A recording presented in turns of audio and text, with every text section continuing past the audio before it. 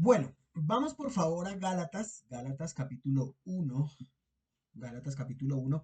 Vamos a estar leyendo versículos 20 y 21. En esta hora vamos a estar leyendo 20 y 21. Recuerden, yo lo leo en la Biblia de las Américas. Sé que ustedes lo tienen en la Reina Valera 1960. Entonces, dice así Gálatas capítulo uno, versículos 20 y 21. Permítame, voy a mirar aquí. 20 y 21, sí, sí, sí, sí, vamos a leer 20 y 21. Entonces, dice así la palabra de Dios.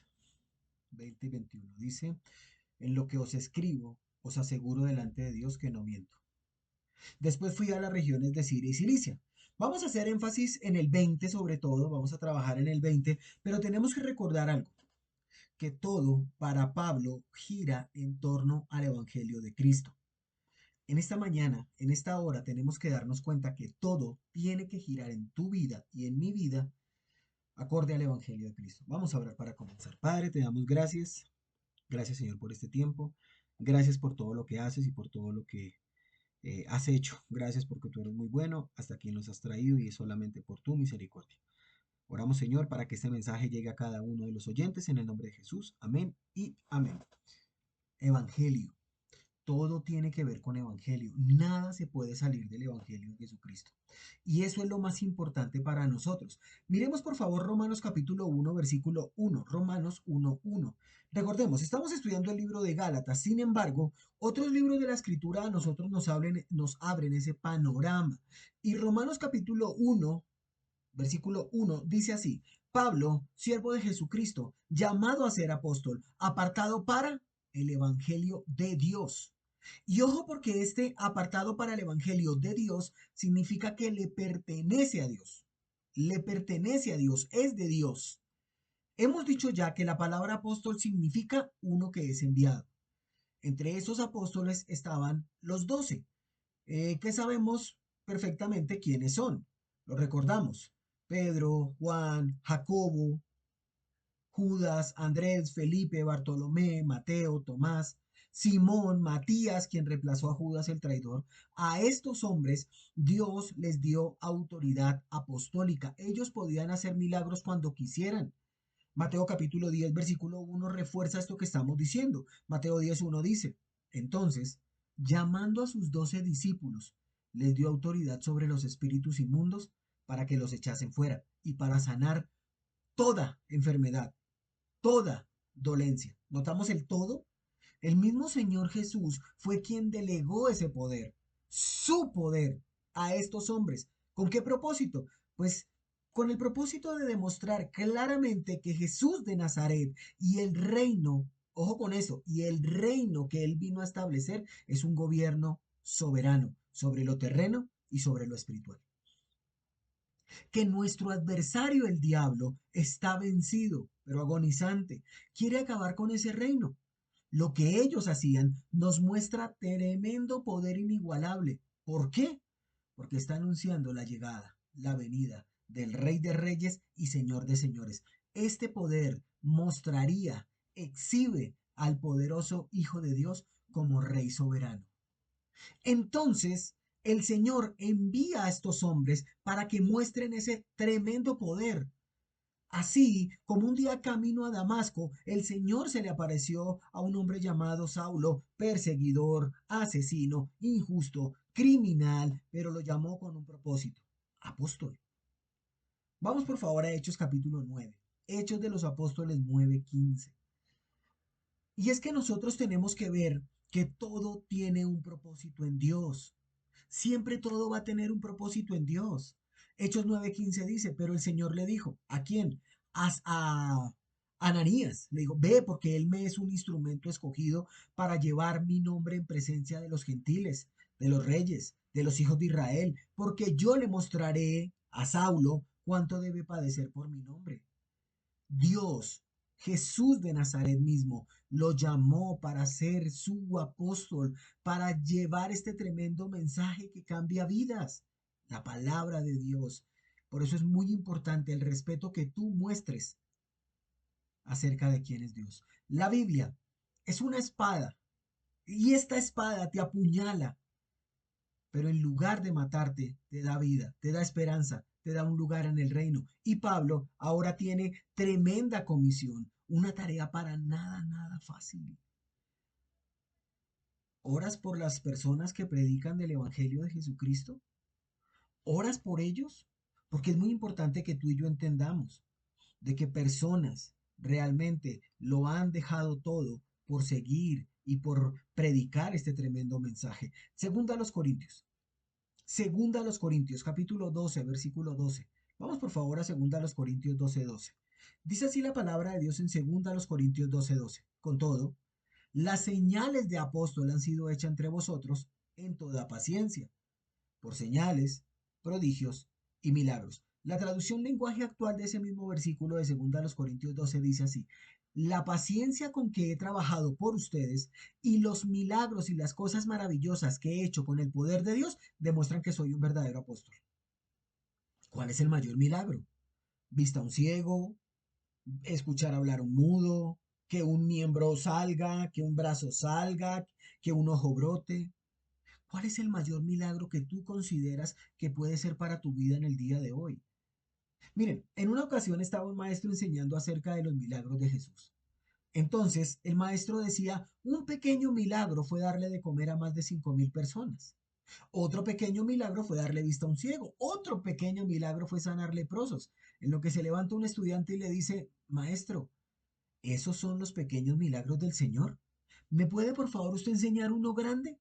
El maestro le dice, joven, el mayor milagro que ha realizado el Señor es ver vidas transformadas por el poder del Evangelio, porque la Biblia es veraz y cambia vidas. El propósito de las señales milagrosas era autenticar a los apóstoles como mensajeros de Dios.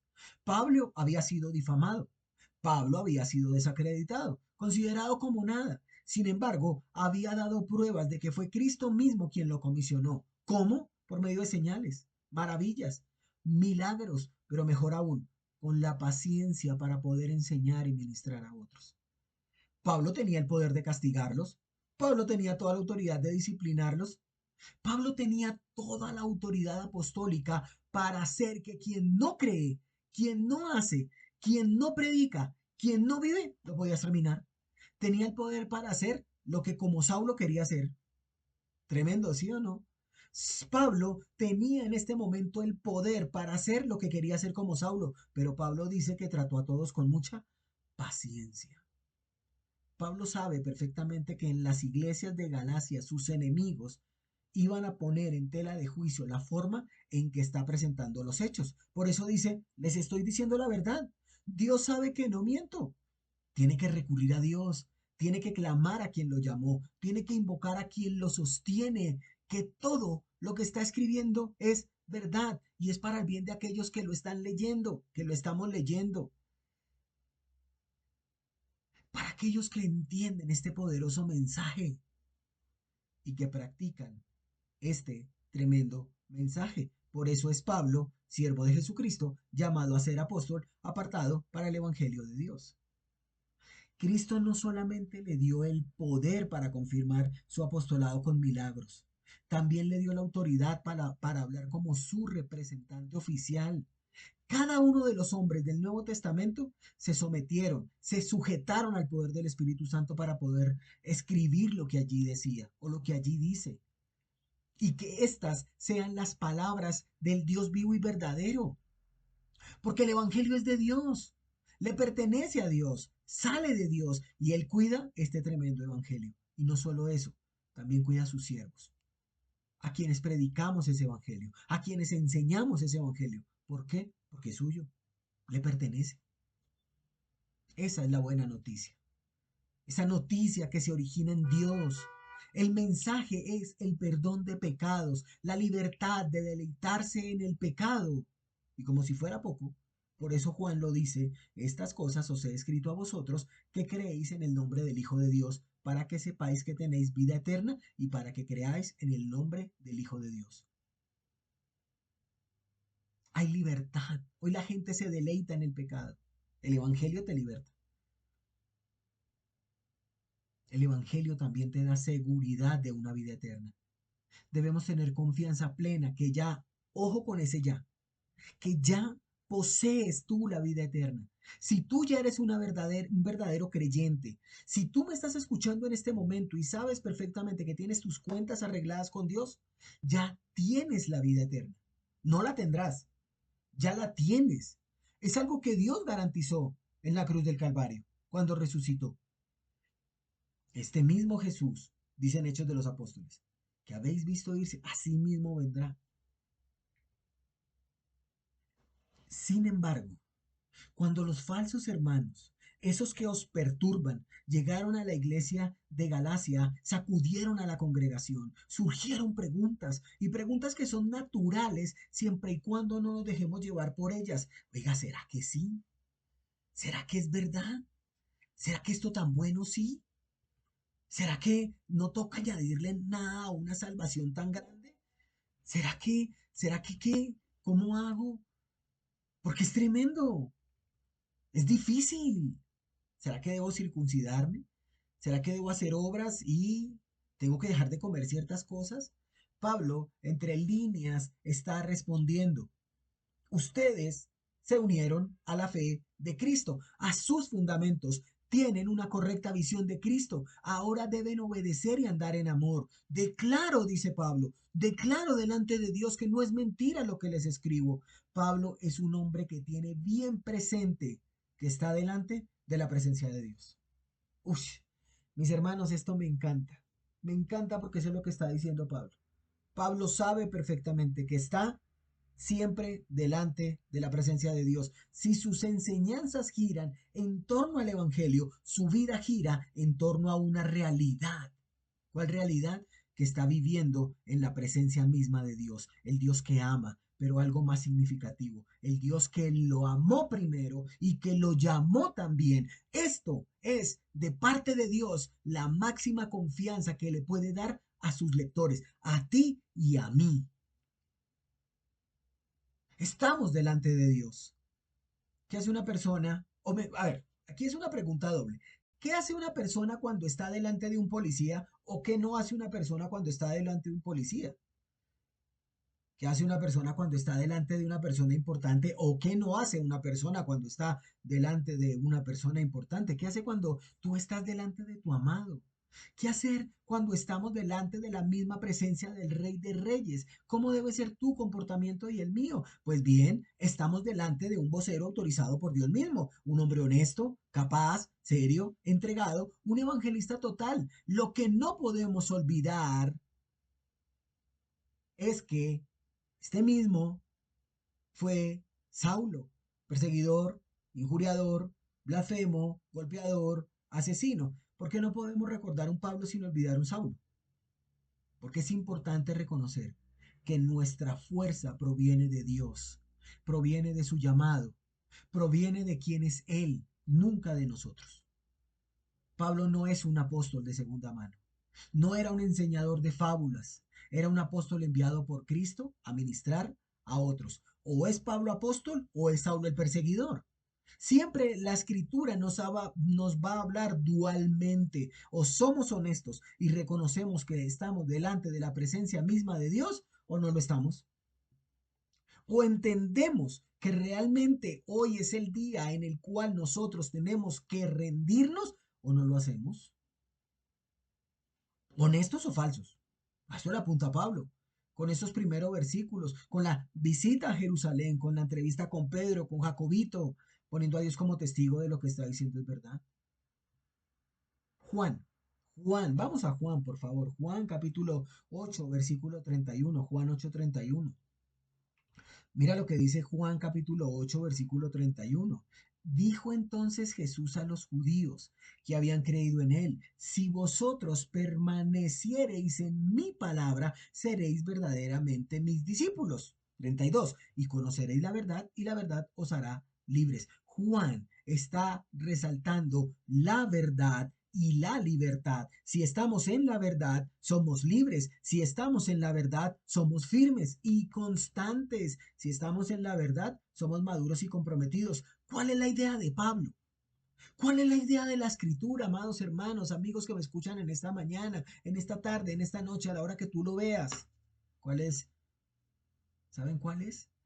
Que seamos personas maduras y comprometidas, que realmente tomemos decisiones en Dios. Tenemos que tomar decisiones en Dios. Por eso es la pregunta que siempre nos hacemos y es una pregunta que siempre va a tener que circular en nuestro corazón. Si mueres hoy, ¿dónde pasarás la eternidad? ¿Estás preparado? ¿Estás preparada para estar cara a cara con el Creador, con el Señor, el dueño de todo? Ah, es que yo no creo en eso. No, yo no te estoy preguntando si crees o no crees. Estoy preguntándote si estás lista, si estás listo para eso. ¿Cuál es el primer paso para entender la verdad? Creer en Cristo. Jesús de Nazaret es el Mesías, el Hijo de Dios. ¿Y cuál es el segundo paso? Obedecer y creer que siempre, todos los días, 724, 365 días, estamos delante de la presencia misma de Dios. Entonces, tenemos que persistir en las palabras de Jesús de Nazaret. Un verdadero cristiano se aferra a la enseñanza de Cristo, así como un bebé se aferra al pecho de la mamá cuando tiene hambre. Un verdadero cristiano obedece y pone en práctica todo lo que su Señor le dice que haga.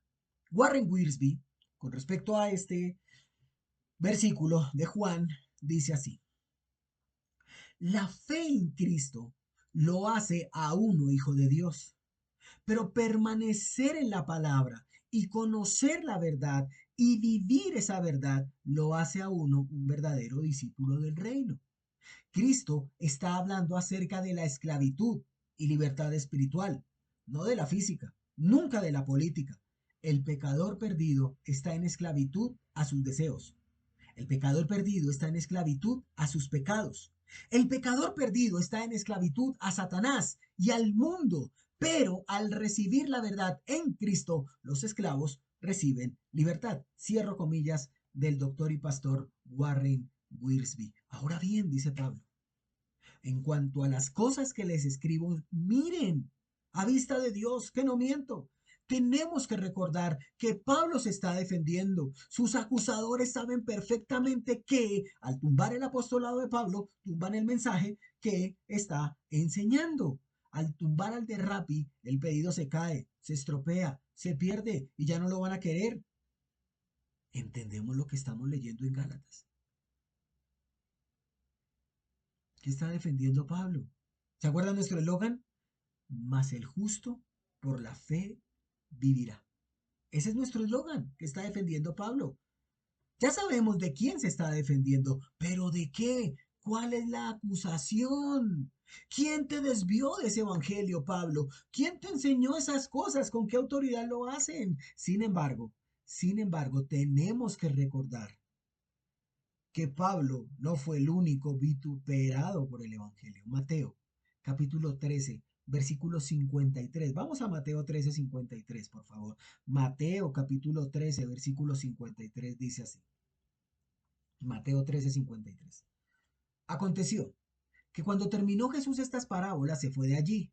Y venido a su tierra, les enseñaba en la sinagoga de ellos, de tal manera que se maravillaban y decían: ¿de dónde tiene esta sabiduría y estos milagros? ¿No es este el hijo del carpintero? ¿No se llama su madre María y sus hermanos Jacobo, José, Simón y Judas?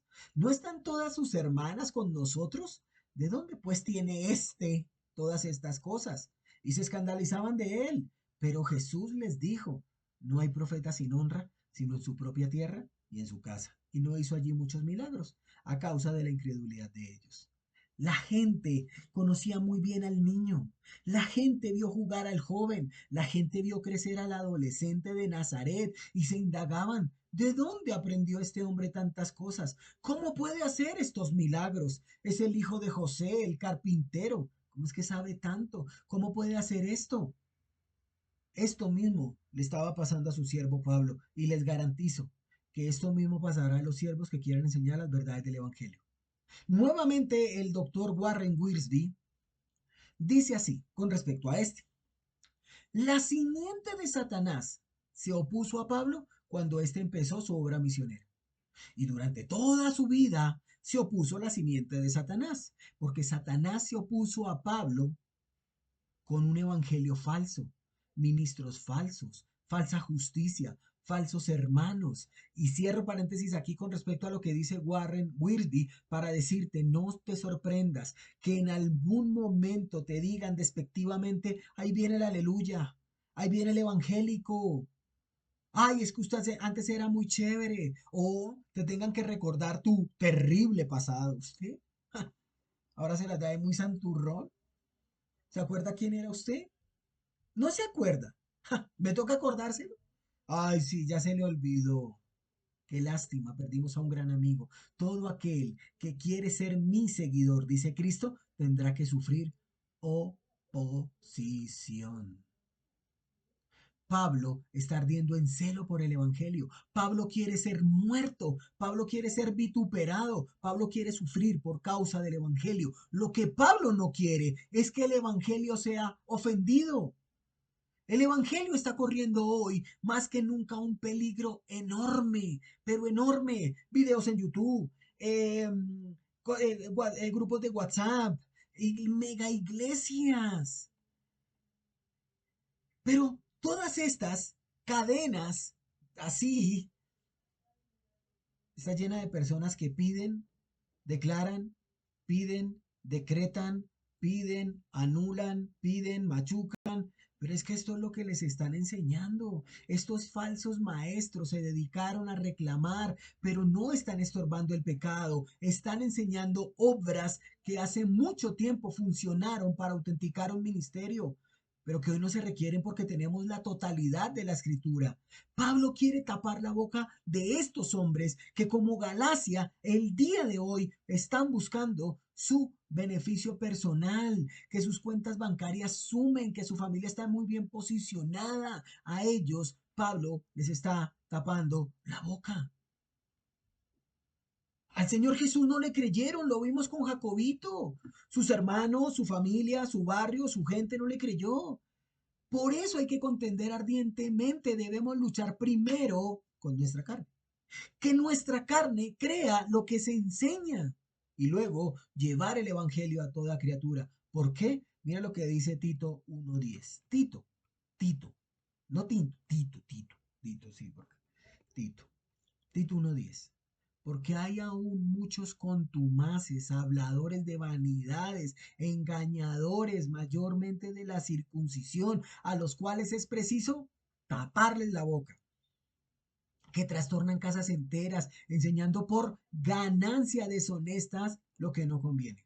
Nuevamente el doctor Warren Wiersbe me ayuda y dice así acerca de este versículo: donde quiera que Cristo siembra buena semilla, o sea, creyentes, Satanás viene atrás con semilla y maestros falsos. Había en Creta un grupo que contradecía las enseñanzas de Pablo, que enseñaba fábulas judías, o sea, legalismo, y mandamientos de hombres, o sea, tradicionalismo. Constantemente debemos tener cuidado con las falsas enseñanzas. Pablo sabe perfectamente la seriedad del Evangelio. Pablo sabía perfectamente la seriedad de un compromiso, de una promesa, de un voto. ¿Se acuerdan que nosotros vimos Eclesiastés 5:5? Eclesiastés 5:5, ¿se acuerdan? Mejor es que no prometas y no que prometas y no cumplas. Todos los días estamos delante de Dios, constantemente estamos obligados a vivir para Dios. Pablo está completamente seguro de quién lo llamó.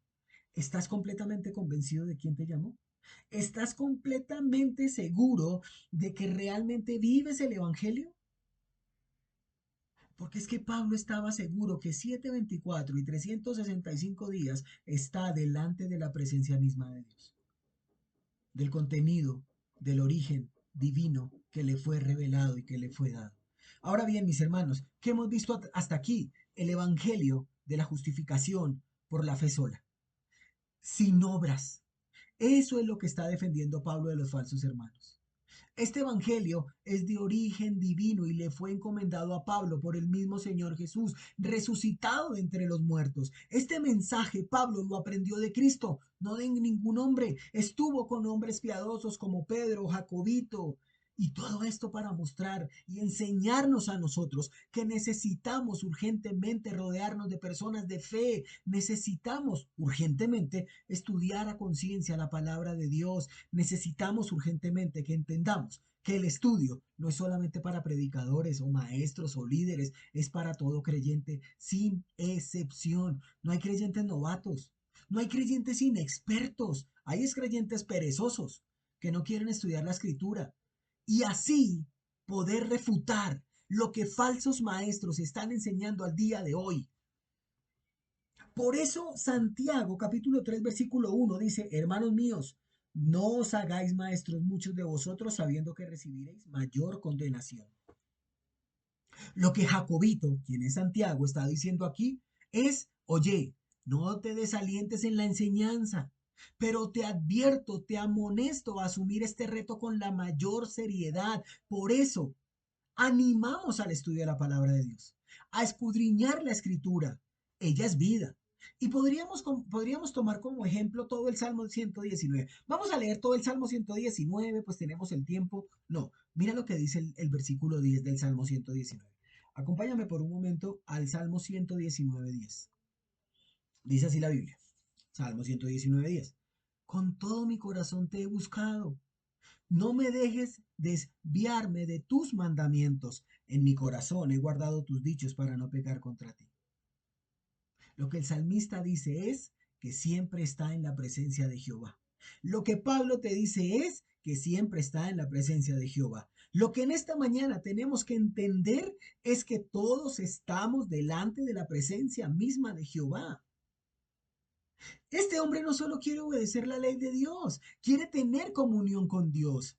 Está en una búsqueda real y correcta y se puede hacer. Todas las personas que nos comprometemos con Dios de todo corazón lo podemos hacer. Es el modo más simple de buscar a Dios, porque Él está diciendo, hey, búsquenme porque puedo ser hallado. Y aunque tenemos debilidades, aunque tenemos sentimientos encontrados, aunque tenemos inconvenientes, debemos seguir, debemos esforzarnos, debemos perseguirlo. Un verdadero adorador no puede durar mucho tiempo sin comunión con Dios. Mis hermanos, lo hemos visto muy, muy seguido, que realmente un miserable no es el que está perdido sin Cristo. Un miserable no es el que está allá con una botella de alcohol. Un miserable es el que es salvo, es creyente, pero no tiene comunión con su Padre. Ese es un miserable. Él es el miserable.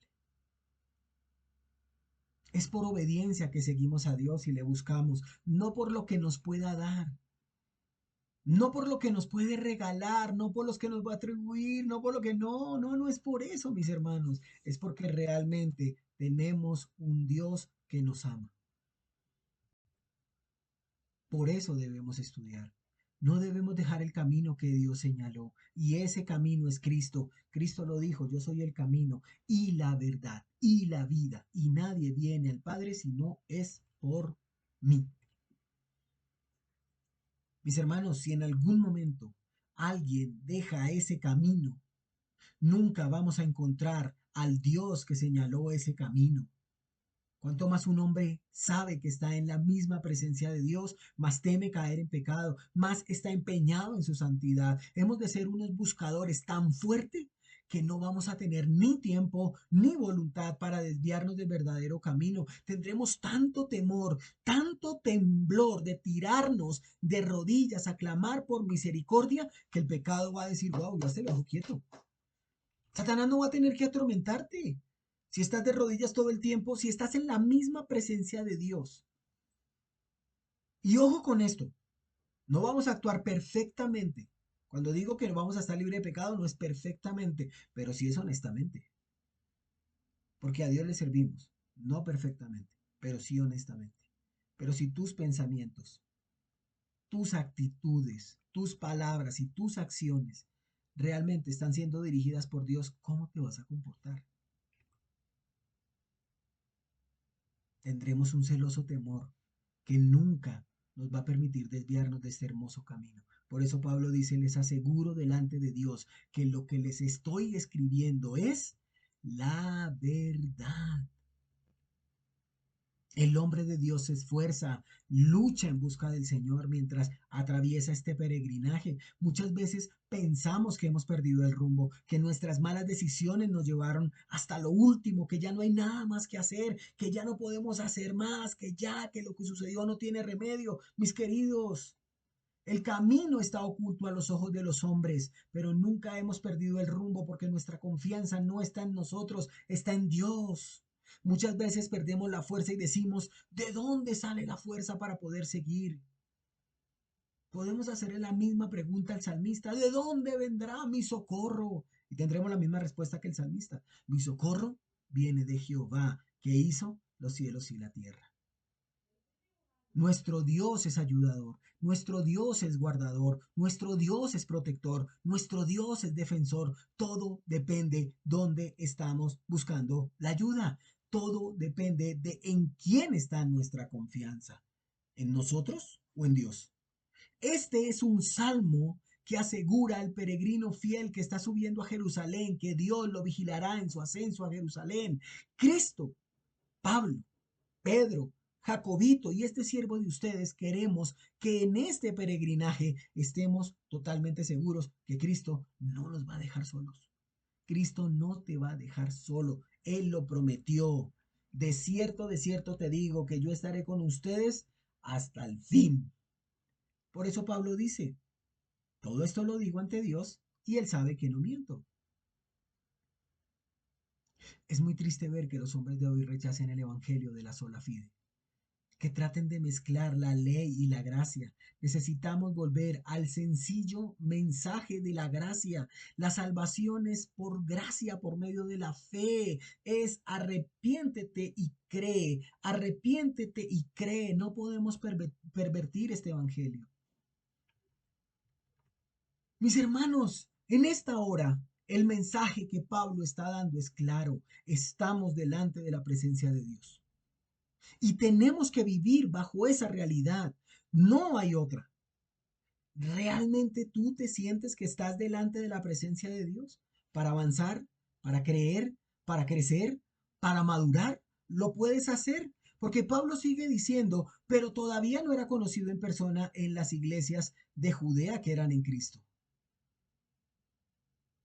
Solamente oían decir, aquel que en otro tiempo nos perseguía, ahora predica la fe, que en otro tiempo asolaba y glorificaban a Dios en mí. Mis hermanos, y esto lo vamos a ver la próxima vez, glorifica la gente que te rodea a Dios por lo que tú haces, porque sabes perfectamente que estás delante de la presencia de Dios. Mis hermanos, es muy importante que tú y yo entendamos que siempre estamos de la presencia misma delante de Dios. ¿Te sientes que estás delante de la presencia misma de Dios? Vamos a orar. Padre, te damos gracias en el nombre de Jesús por todo lo que haces, Señor. Gracias, mi buen Dios. Te pedimos que este mensaje llegue al corazón de los oyentes y que entendamos de que realmente estamos en la presencia misma de Dios todos los días. Pues es en el nombre de Jesús que oramos. Amén y amén. Dios los guarde. Dios los bendiga. Hasta la próxima. Chao, chao. Bendiciones.